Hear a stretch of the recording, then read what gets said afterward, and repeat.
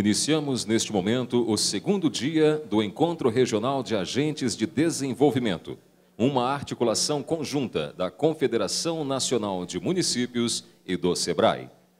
O Encontro Regional de Agentes de Desenvolvimento é um evento que busca disseminar conhecimentos, instrumentos e trocas de experiências, visando facilitar o trabalho de articulação dos agentes para a promoção do desenvolvimento econômico territorial, tendo por base, principalmente, os pequenos negócios e a implementação da Lei Geral da Micro e Pequena Empresa. Os organizadores agradecem a presença de todos e a mobilização dos parceiros que apoiam este evento. Chamamos para proferir a palestra Um Olhar Global para Decisões Locais, economista e comentarista da Globo News, senhor Ricardo Amorim.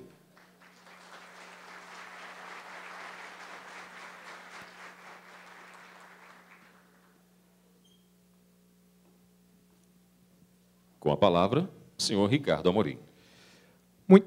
Muito obrigado. Eu estava olhando, prestando atenção, quando eu crescer eu quero ter um vozeirão igual ao seu. Bom, enquanto eu não chego lá, eu vou com esse mesmo que Deus me deu, eu estou satisfeito com ele. Bom, gente, é um imenso prazer estar aqui com vocês. Eu gostaria de agradecer a oportunidade, a chance de estar aqui com vocês, agradecer ao SEBRAE, agradecer ao CMN. E, basicamente, eu vou começar pelo final. Qual é o recado que eu vim trazer aqui hoje? O recado é o seguinte: o Brasil mudou, o mundo mudou, ambos de forma radical, que praticamente condenaram o Brasil a dar certo. O que eu vou tentar mostrar para vocês é por que vai continuar, quais são as consequências, quais são os desafios e, mais importante, o que isso se encaixa em relação à agenda de empreendedorismo, por que mais do que nunca vai ser importante nas cidades, nas regiões onde vocês estão, fortalecer a economia local, porque essa economia local vai ser a base de crescimento, de desenvolvimento e, por consequência, de satisfação. Eu estava brincando quando eu falei da voz, pode deixar a minha mesmo, tá? Ele está tentando dar um jeito de eu ficar com aquele vozeirão bonito, não tem jeito, a minha é essa mesmo. E onde eu estava? Quer dizer, fazer com que cada vez mais seja importante para o bem-estar da população dos locais onde vocês estão e, por consequência, também para a popularidade de quem está no governo. Do que eu estou falando? Bom, e para isso eu trouxe esse sujeito aqui. Esse cara aqui é a minha versão marciana. Se ele caísse aqui no Brasil, qual é a conclusão que ele ia chegar? E ele é verde por duas razões. Não é só porque ele é marciano, mas também porque o meu coração é verde, eu sou palmeirense, não aceito gozações. E olha, e é bacana porque eu estou feliz porque hoje não é uma segundona, hoje já é terça. E o que eu sei que isso não ajuda nada a minha credibilidade daqui para frente, mas o que eu vou fazer? É verdade, sou palmeirense. Aliás, falando em não ajudar a credibilidade, a minha mulher, quando viu isso aqui, eu mostrei para ela essa imagem e falou: puxa, isso aí está muito photoshopado, você é muito mais velho do que isso. Pior é que eu acho que ela tem razão. Bom, o que esse cara concluiria chegando ao Brasil? Ele olharia para o Brasil e falasse: o Brasil está condenado. O Brasil não pode dar certo. Por que o Brasil não pode dar certo? Várias razões. Para começar, o Brasil não pode dar certo porque um país que tem um sistema educacional que não ensina, não pode dar certo. De acordo com os exames do PISA, que compara o nível dos estudantes no Brasil com o mundo inteiro, aliás, compara estudantes no mundo inteiro, o Brasil ficou em 53º lugar entre 65 países. Isso não é receita de sucesso. Em segundo lugar, nós temos um sistema de saúde que não salva. Mais do que isso, de vez em quando, ele mata. Do que eu estou falando? Eu achei que isso aqui era a imagem mais absurda que eu ia conseguir. Não, nas últimas semanas bateram o recorde. Isso aqui, caso não dê para ver, estão injetando silicone na veia de pacientes. Isso aconteceu, infelizmente, algumas vezes no nosso sistema público de saúde. Não, bateram o recorde porque nas 2 últimas semanas eles injetaram, em um caso, sopa na veia de pacientes e no outro, café com leite. Isso aqui devia ser uma piada de péssimo gosto, é verdade. E o nosso sistema de saúde não mata só gente, ele mata empresa. Porque as nossas empresas, elas pagam saúde no Brasil 2 vezes. A primeira, através de impostos, que é o que paga o sistema público de saúde. A segunda, através de saúde para os seus funcionários. Porque várias das empresas chegam, espera aí, eu não posso deixar meu funcionário indo para o SUS, porque a qualidade do SUS é tão ruim que eu preciso desse cara saudável, então eu pago plano de saúde privado. Como elas pagam 2 vezes, esses custos têm que ser repassados para os produtos que são vendidos. A conclusão, tudo e mais um pouco no Brasil, hoje, custa mais caro do que na maior parte do resto do mundo. Em cima disso aqui, o Brasil tem um pouquinho de infraestrutura em volta de muito buraco. Isso também não é exatamente uma receita para dar certo. Se não fosse o bastante, quando eu falava de impostos, entre 156 países emergentes, há 3 onde os impostos são mais altos que o Brasil. E há 153 onde eles são mais baixos.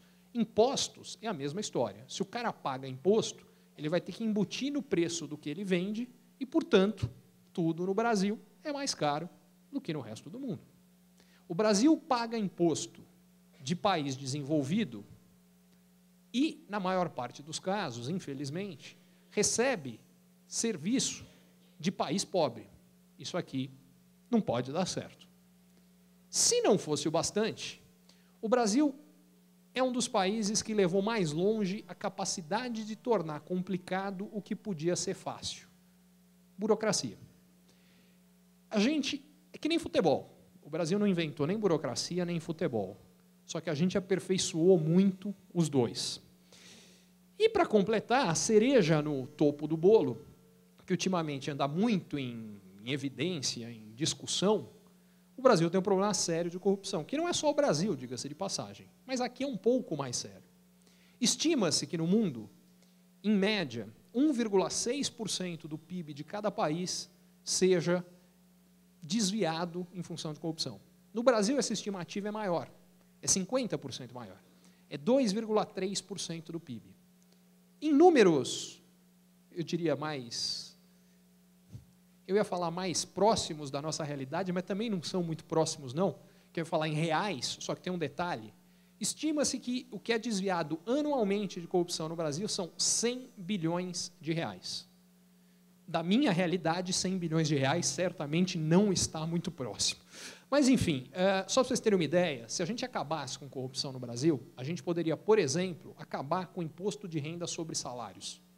A arrecadação anual de imposto de renda sobre salários é menor do que o desvio de corrupção. Mais do que isso, a gente tem toda a arrecadação de IPI e de IOF é menor ou é próxima aos 100 bilhões de reais. A gente podia acabar com esses impostos e, portanto, todos os produtos ficavam mais baratos, as pessoas consumiam mais, geravam mais emprego, mais desenvolvimento. Só que nada disso está acontecendo. Aliás, essa é uma das razões, não é nem a principal, mas é uma das razões pelas quais vocês favorecerem ou, na prática, aplicarem a legislação que dá condições preferenciais a micro e pequenas empresas, ajuda nesse processo. Porque o desenvolvimento e o interesse, o envolvimento das micro e pequenas empresas nos processos de licitação faz com que a gente tenha um processo necessariamente de acompanhamento das licitações e, por consequência, a gente acaba com gargalos ou com pontos onde, eventualmente, o dinheiro escorre e que a gente não gostaria que acontecesse. Mas, enfim, levaram esse O embora, levaram vários zeros embora no Brasil, ninguém viu, ninguém sabe, eu não vi também, não sei o que aconteceu. O fato é que isso aqui não ajuda o Brasil a dar certo. Com tudo isso, a conclusão seria: o Brasil só pode dar errado. Só que tem um detalhe.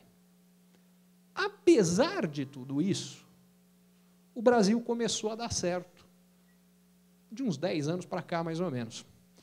E eu vou explicar para vocês por que isso está acontecendo, como o Brasil foi condenado a dar certo apesar dele mesmo. Para a gente dar errado, a gente vai ter que se esforçar muito mais. Não vai bastar fazer errado o que a gente sempre fez. Eu até tenho algumas sugestões para quem quiser. Não, mas, Ricardo, eu só sei viver no Brasil que dá errado. O que a gente pode fazer para o Brasil dar errado? Algumas sugestões. Importamos a Cristina Kirchner. Eu não sei se vocês viram, segundo o governo argentino, a inflação no país é de 7% acumulado no ano, que é uma mentira, mas enfim. Ela acabou de dar um aumentinho para ela de 42%. Ela mesma não acha que a inflação é de 7%. Mas, enfim, se também não der certo, a gente traz o Hugo Chávez. Mas onde eu queria chegar aqui é o seguinte: por quê? O que mudou? Como o Brasil mudou? Quem mudou o Brasil? Muita gente acha que quem mudou o Brasil foi esse cara. Ele mesmo tem certeza que foi ele que mudou tudo no Brasil. Tem muita gente que acha que não foi o Brasil que mudou, foi o mundo que mudou. E quem mudou o mundo foi esse outro cara. Eu tenho uma visão diferente. Eu acho que quem mudou o mundo foi esse cara aqui. Esse cara aqui não é famoso, não é conhecido. Eu apelidei-o carinhosamente de Xing Li. Ele nada mais é do que um dos 400 milhões de chineses que nos últimos 10 anos fizeram as malas, saíram do campo da zona rural chinesa e foram viver nas cidades. Quando eles foram viver na cidade, eles viraram o mundo de cabeça para baixo. Como? De várias formas. Primeira forma que eles viraram o mundo de cabeça para baixo foi no dia que ele fez as malas. Ele saiu de uma província no interior da China, de um lugar chamado Sichuan, foi para Xangai, tomou um susto, nunca tinha visto tanto prédio na vida. O que ele foi fazer em Xangai? Construir mais um prédiozinho.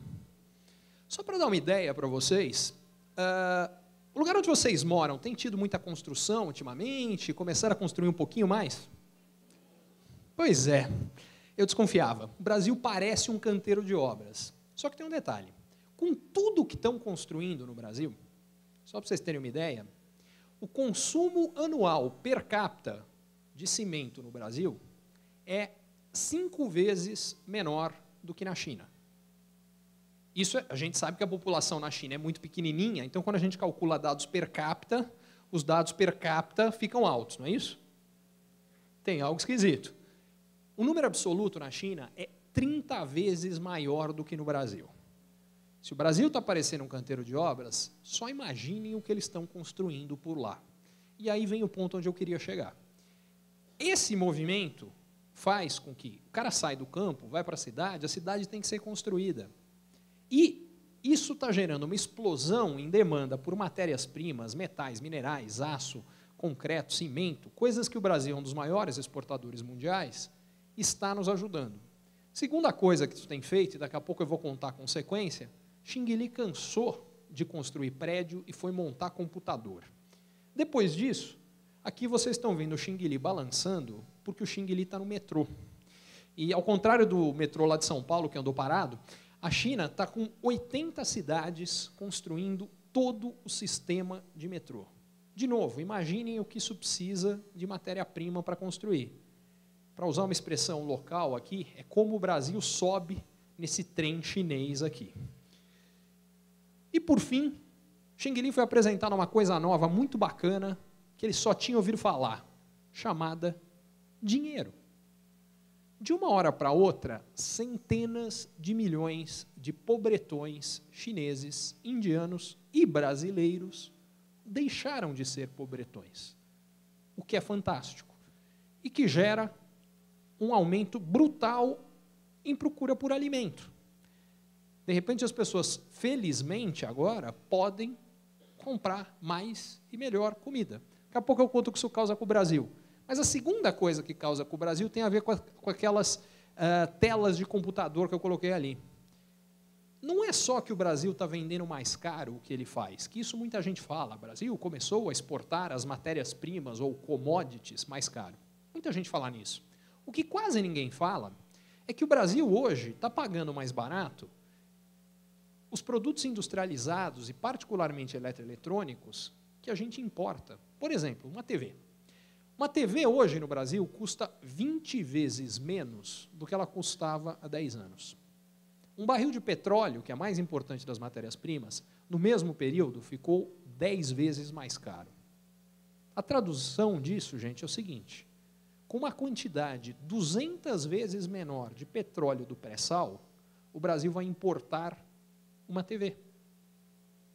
Com 150 vezes menos minério de ferro hoje, a gente importa um computador. Com 120 vezes menos soja, a gente importa um celular. Resumindo, sem ter feito nada, o Brasil ficou muito mais rico. Em cima dessas duas mudanças, acontece uma terceira. A terceira mudança é a seguinte: em paralelo com isso aqui, a gente tem uma outra coisa ficando barata, que é dinheiro. Que é o seguinte: quando a inflação no mundo era alta, a taxa de juros no mundo tinha que ser alta para segurar a inflação. Como a China encheu o mundo de produto barato, a inflação caiu. Quando cai a inflação, a taxa de juros cai também. Quando a taxa de juros cai, um país como o Brasil, que precisa de dinheiro externo, dinheiro que vem de fora, para financiar consumo, para financiar investimento aqui, ele está importando dinheiro mais barato. Por outro lado, quem que está vendendo dinheiro mais barato são os países ricos. Aliás, as mesmas coisas que nos ajudam estão jogando contra. Por que a gente está tendo crise nos Estados Unidos, crise na Europa, logo vai ter crise no Japão? Porque, basicamente, as mesmas coisas que condenaram a gente a dar certo estão condenando eles a darem errado. Eles vendem dinheiro, dinheiro ficou barato. Eles compram matéria-prima, matéria-prima ficou cara. Alguns deles vendiam produtos industrializados, que ficaram com preço mais baixo. Resultado disso aqui é que acontece uma quarta mudança. O Brasil estava acostumado não só a formar mal as pessoas, mas perder as pessoas melhor capacitadas aqui. O cara que era bem preparado se mandava, ia embora do país, porque ele tinha melhor chance, mais oportunidade fora daqui do que aqui. Agora inverteu. Nos últimos 5 anos, tem 500 mil brasileiros que fizeram as malas dos Estados Unidos, da Europa e do Japão e que voltaram para casa. Porque hoje tem muito mais chance aqui do que tem lá fora. Aliás, eu sou um deles, mas eu garanto para vocês que os outros 499.999 são muito melhores do que eu. Segundo ponto. Aliás, eu coloquei ali um ímã atraindo cérebros. Os executivos estrangeiros estão querendo vir trabalhar aqui. Aliás, esse ano, de cada 28 empregos gerados no Brasil, 1 foi ocupado por um estrangeiro. E eu estou falando de emprego legal, gente com visto, carteira assinada, sem falar na grande novidade. O Brasil agora recebe imigrante ilegal. Tem algo esquisito. Outro dia eu estava pensando, imagina a seguinte cena. Estou eu no meu paizinho, a minha vida está uma droga, eu vou embora. Ih, mas tem um problema, eu não tenho visto para ir para lugar nenhum. Ah, não quero nem saber, eu vou embora assim mesmo, eu vou entrar como imigrante ilegal. Tudo que eu quero é um país que vai me dar chance, já sei, vou para o Brasil? É o que está acontecendo. E o pior, faz todo sentido do mundo. Por que faz todo sentido do mundo? Porque se eu for pegar a última década, no Brasil foram gerados 17 milhões de novos empregos com carteira assinada. Nos Estados Unidos, que era o país que gerava oportunidade no mundo, foram destruídos 1 milhão de empregos. Hoje tem 1 milhão de empregos a menos do que há 10 anos. A população lá aumentou em 30 milhões de pessoas e tem 1 milhão de empregos a menos. As pessoas vão onde as oportunidades estão. Aliás, em todas as áreas. Eu pus cérebros, eu podia ter colocado pernas ali. Jogador de futebol. Nunca antes na história desse país, os clubes brasileiros tinham trazido mais jogador de fora do que mandado jogador brasileiro para fora. Esse ano, pela primeira vez, os clubes trouxeram mais jogadores de fora do que mandaram embora. Sabe por quê? Grana. Total de patrocínios do Campeonato Brasileiro esse ano foi mais alto do que do Campeonato Espanhol, que do Campeonato Inglês, do que do Campeonato Italiano. Sabem por quê? Porque hoje, você ter o seu nome estampado na camisa de um clube brasileiro gera mais negócio do que na Europa, onde os negócios não estão acontecendo porque a economia está estagnada. Sabe qual é o resultado? Dos 10 jogadores mais bem pagos do futebol mundial hoje, 6 jogam na China, na Rússia e no Brasil. Um deles é o Neymar. Sabe por que o Neymar não foi embora? Porque ele é super nacionalista, porque ele ama o Brasil? Ele ganha mais aqui do que o Messi ganha jogando no Barcelona. Eu também não tinha ido embora no lugar dele. Enfim, as modelos brasileiras estão voltando. Meu ponto aqui, gente, e é pela mesma razão, elas estão ganhando mais dinheiro aqui do que lá fora. O Brasil está ficando mais bonito. O meu ponto com isso é simples. Oportunidade atrai talento, que, por sua vez, ajuda a gerar desenvolvimento. E, em cima dessas 4 mudanças causadas pelo Xing Li, veio uma quinta que não tem nada a ver com o Xing Li.